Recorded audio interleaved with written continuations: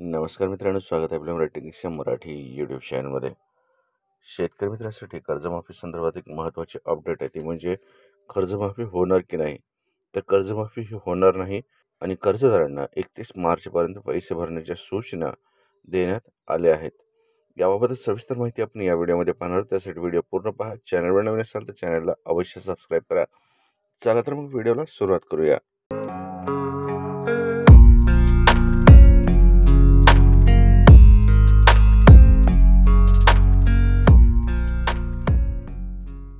राज्यात महायुतीचं सरकार सत्तेत येऊन जवळपास 4 महिने झाले आहेत. मात्र विधानसभेच्या निवडणुकीत महायुती सरकारने जनतेला दिलेल्या आश्वासनाची पूर्तता अद्यापही सरकारकडून होताना पाहायला मिळत नाही. महायुती सरकारने शेतकऱ्यांना कर्जमाफी देण्याचं आश्वासन दिलं होतं. एवढंच नाही तर लाडक्या बहिणींना 1500 ऐवजी 2100 रुपये देण्याची घोषणा केली होती. मात्र सरकार सत्तेत आल्यानंतर आता त्या घोषणा हवेतच विरल्याचं पाहायला मिळत आहे. लाडक्या बहिणींना 1500 रुपयांऐवजी 2100 रुपये मिळण्याची आशा लागली होती. मात्र आता महायुती सरकार लाडकी बहीण योजनेबाबत नवीन निकष लावणार असल्याची चर्चा आहे.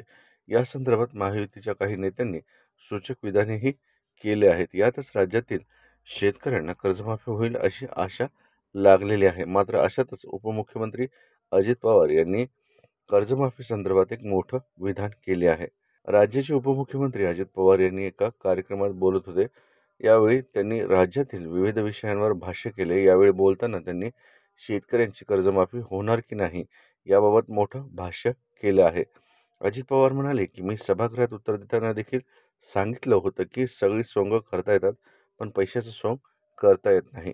आज तारीख आहे 28 मार्च. मी महाराष्ट्रातील जनतेला स्पष्ट सांगतो की 31 मार्चच्या आत आपापले पीक कर्जाचे पैसे भरा, असं अजित पवार यांनी म्हटलं आहे. उपमुख्यमंत्री अजित पवार यांनी पुणे जिल्ह्यातील दौंड येथील एका जाहीर कार्यक्रमात कर्जमाफीबाबत भाष्य केलं होतं.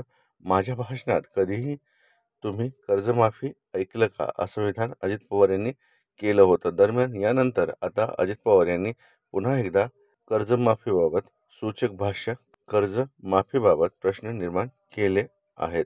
एकंदरीत महाराष्ट्रातील शेतकऱ्यांसह कर्जदारांनी कर्जमाफीचा विचार सोडून 31 मार्च अखेर बँकांचे पैसे ताबडतोब भरावेत. कर्जमाफी करण्यासारखी सध्या तरी आर्थिक स्थिती नाही, अशी महत्त्वपूर्ण भूमिका उपमुख्यमंत्री अजित पवार यांनी माळेगावात स्पष्ट केली आहे. तर मित्रांनो, अशा प्रकारे एक महत्त्वाची अपडेट कर्जमाफी संदर्भात होती. त्याबाबतच सविस्तर माहिती आपण या व्हिडिओमध्ये पाहिली. जर व्हिडिओ आवडला तर नक्की चॅनलला सबस्क्राईब करा. धन्यवाद.